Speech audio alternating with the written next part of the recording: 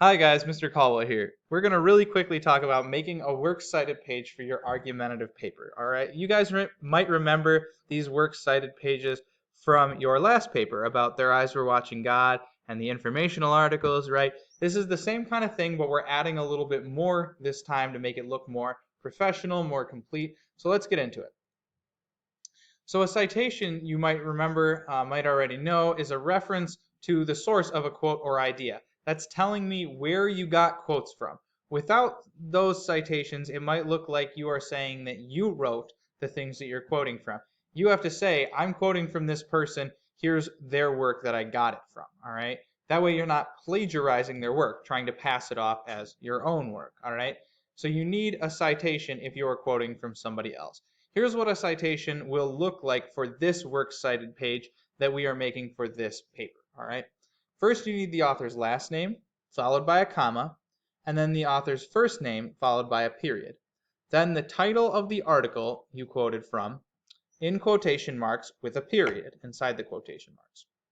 Then the publication date in a specific format that we'll talk about in a second, followed by a comma, and then the URL of it. So you need those 5 things in that order with that punctuation. So let's look at a citation example from an article that we read in class about SAT testing and ACT testing, right?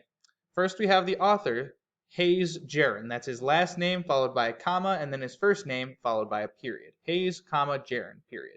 Then we have the title of the article in quotation marks, student opinion, no test, no stress, with a period inside the quotation marks. Then we have the date. And now let's talk about this format.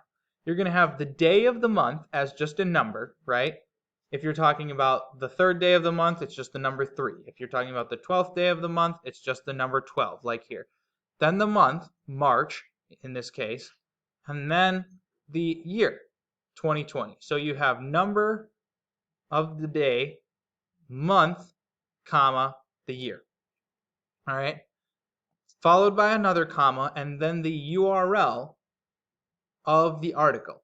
So you're going to be copying that address, that URL, from your browser and putting it into your works cited page. Then at the very end of your citation, you have a period.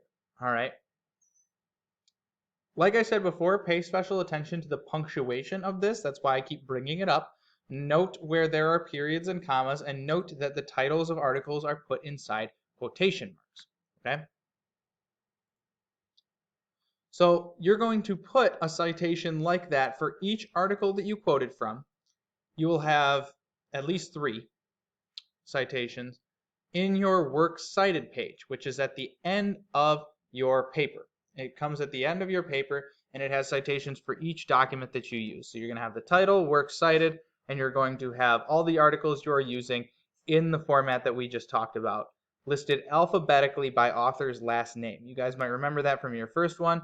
They need to be alphabetical by author's last name. So here's an example of a works cited page using the formatting that we just talked about for the rest of this video. Our first article is by Mr. Bondano, so it's in the format Bondano, Owen, period. Then in quotation marks is article title, then the date in that format we talked about, day, month, year, and then the URL. All right. Then we have my article, Caldwell, Eric, period. The article in quotation marks, day, month, year, date, and the URL. You guys see how that works. The last thing I'll note about this page is that they are in alphabetical order by author's last name. So Bondano, B, that comes first. Caldwell, C, that comes second. Hayes comes third. And Latte comes fourth, right? The last thing I will say is that you will have to have this works cited page at the end of your essay to receive full credit for the assignment. All right, so if you're not clear on how to do this, you can watch this video again. You can come to office hours and ask us for help with how to format it, but you need this works cited page at the end to get full credit on your paper. All right, before you turn it in, make sure that you have this in there. If you have questions, ask us about it or watch this video again. All right.